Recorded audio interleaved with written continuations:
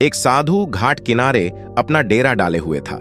वहां वह धुनी रमाकर दिन भर बैठा रहता और बीच बीच में ऊंची आवाज में चिल्लाता, जो चाहोगे सो पाओगे। उस रास्ते से गुजरने वाले लोग उसे पागल समझते थे। वे उसकी बात सुनकर अनुसना कर देते और जो सुनते वे उस पर हंसते थे। एक दिन एक बेरोजगार युवक उस रास्ते से गुजर रहा था। साधु की चिल्लाने की आवाज उसके कानों में भी पड़ी, जो चाहोगे सो पाओगे, जो चाहोगे सो पाओगे। ये वाक्य सुनकर वह युवक साधु के पास आ गया और उससे पूछने लगा, बाबा, आप बहुत देर से जो चाहोगे सो पाओगे चिल्ला रहे हो। क्या आप सच में मुझे वो दे सकते हो जो मैं पाना चाहता हूं? साधु बोला, हाँ बेटा, लेकिन पहले तुम मुझे ये बताओ कि तुम पाना क्या चाहते हो। बाबा, मैं चाहता हूं कि एक दिन मैं हीरों का बहुत बड़ा व्यापारी बनूं। क्या आप मेरी ये इच्छा पूरी कर सकते हैं? युवक बोला, बिल्कुल बेटा, मैं तुम्हें एक हीरा और एक मोती देता हूं। उससे तुम जितने चाहे हीरे मोती बना लेना। साधु बोला। साधु की बात सुनकर युवक की आंखों में आशा की ज्योति चमक उठी। फिर साधु ने उसे अपनी दोनों हथेलियां आगे बढ़ाने को कहा।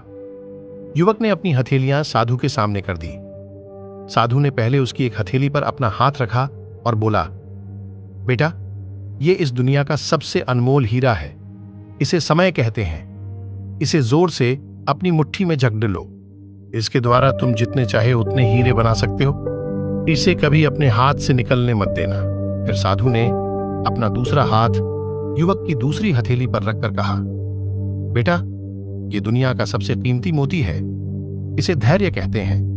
जब किसी कार्य में समय लगाने के बाद भी वांछित परिणाम प्राप्त ना हो तो इस धैर्य नामक मोती को धारण कर लेना।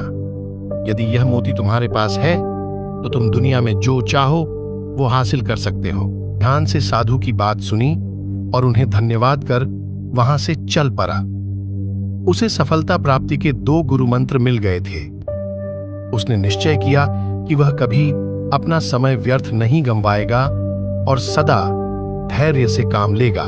एक बड़े व्यापारी के यहां काम करना प्रारंभ किया।